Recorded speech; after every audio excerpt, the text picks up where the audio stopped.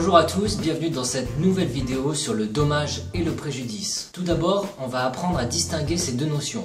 En réalité, le dommage relève plus des faits et le préjudice du droit.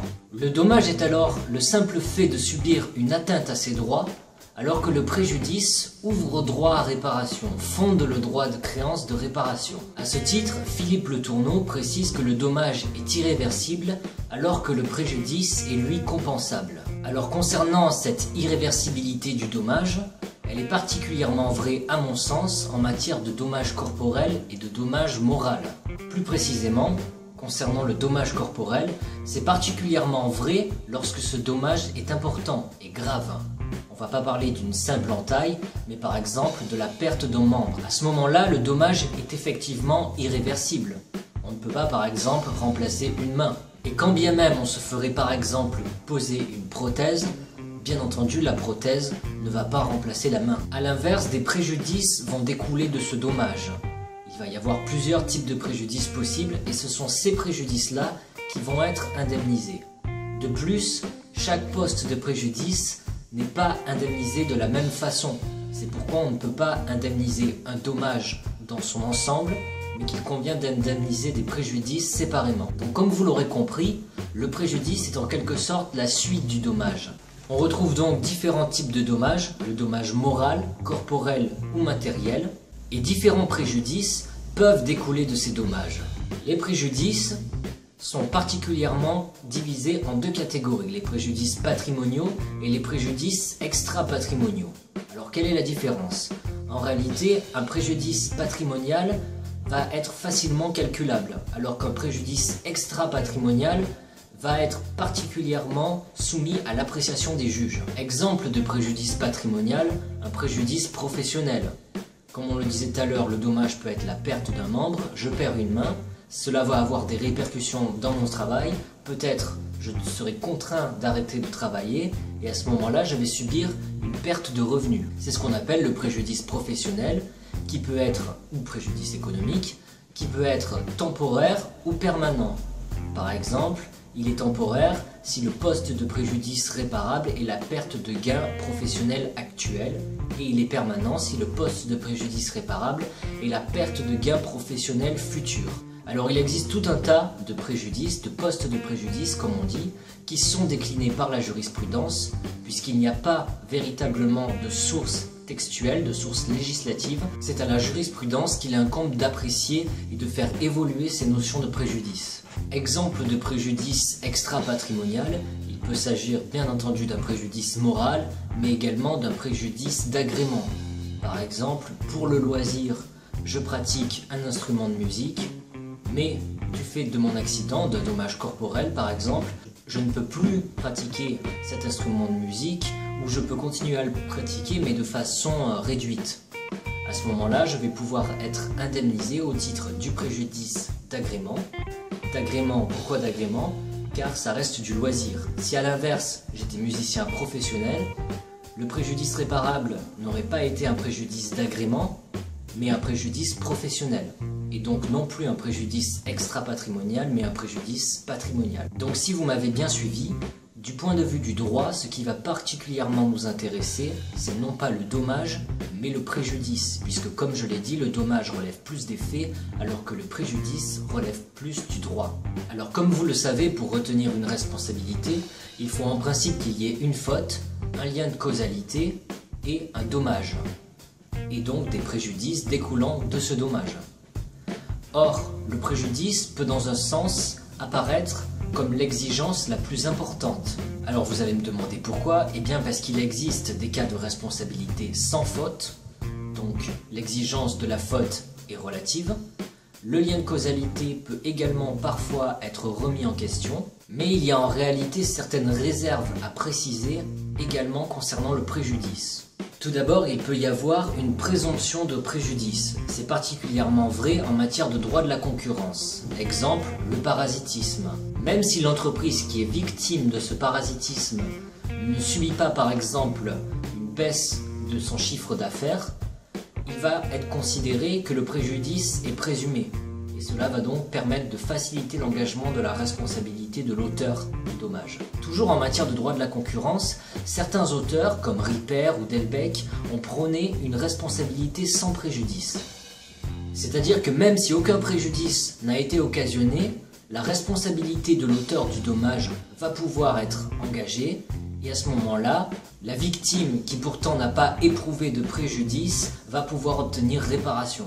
Mais cette responsabilité sans préjudice, c'est particulièrement affirmé en matière de droit de la personnalité. C'est Pierre Kayser qui, dans sa thèse, avait prôné une responsabilité sans préjudice. Il utilisait la formule « la simple constatation d'une atteinte à la vie privée », c'était notamment la vie privée qui était mise en cause, ou l'image encore.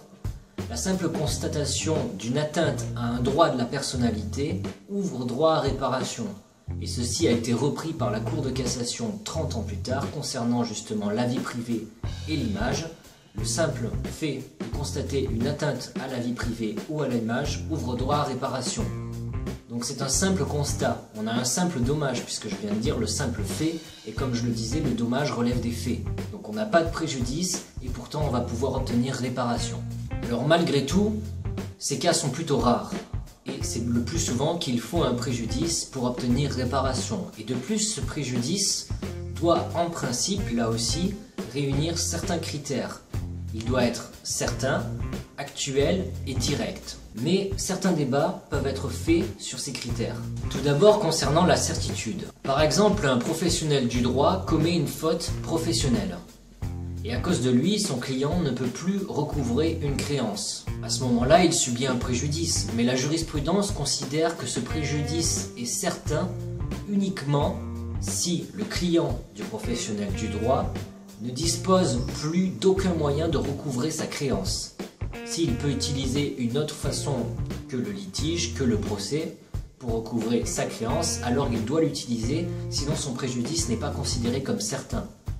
De plus, si l'instance est en cours, si le litige est en cours, le procès est en cours, à ce moment-là, le préjudice ne peut pas non plus être considéré comme certain, puisque les juges sont encore en train de débattre à son sujet. Ensuite, à la fois concernant la certitude et l'actualité. Est-ce que par exemple, une perte de chance est un préjudice actuel et certain?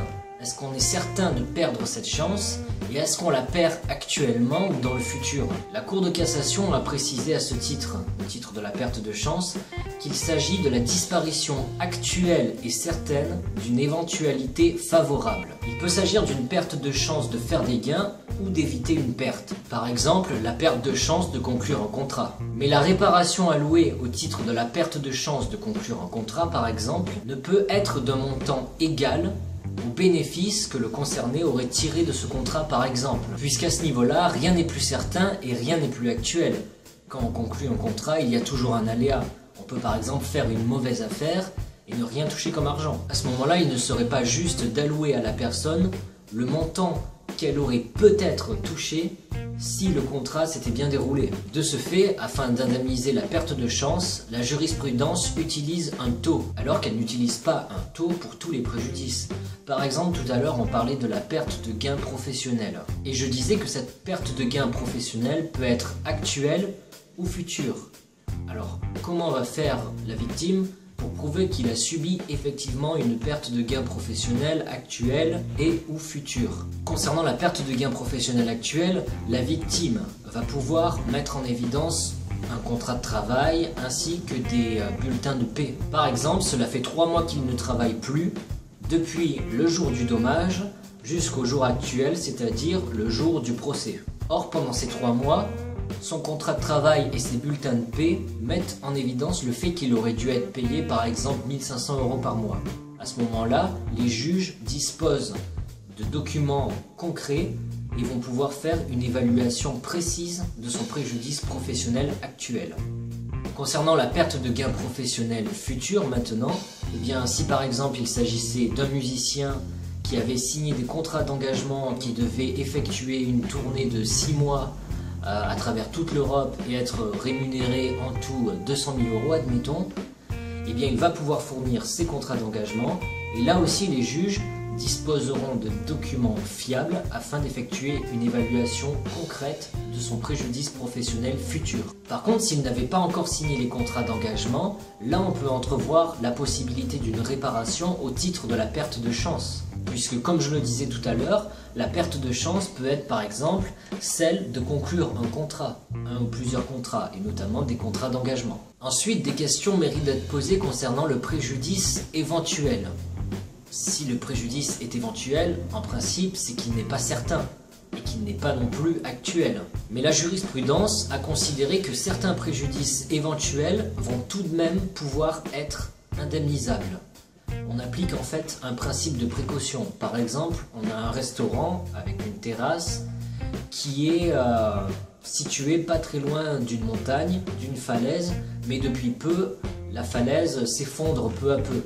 Et donc, malgré le fait que le préjudice soit éventuel, dans la mesure où il est avéré et suffisamment probable, il a été considéré qu'il peut être indemnisable. Le préjudice futur ensuite, peut-il être indemnisable, vu qu'il n'est pas actuel? Eh bien, si vous m'avez bien suivi, j'ai précisé tout à l'heure que était notamment indemnisable la perte de gain professionnel futur. Donc la réponse est évidemment oui. Mais ce préjudice futur est indemnisable s'il est la prolongation directe et certaine d'un dommage avéré. On a aussi des cas de préjudice évolutif. Ça se comprend facilement en matière de dommages corporels. Par exemple, si l'état de santé ne fait qu'empirer. L'état de santé empire, mais si à un moment l'état de santé cesse donc d'empirer, on va estimer que le dommage est consolidé.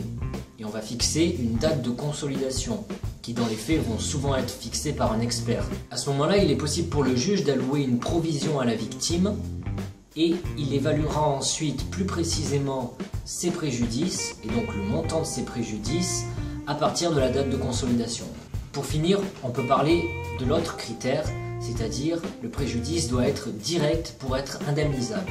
Il existe des cas dans lesquels un dommage subi par une personne A va engendrer des préjudices pour cette personne, bien entendu, mais également des préjudices directs pour une personne B.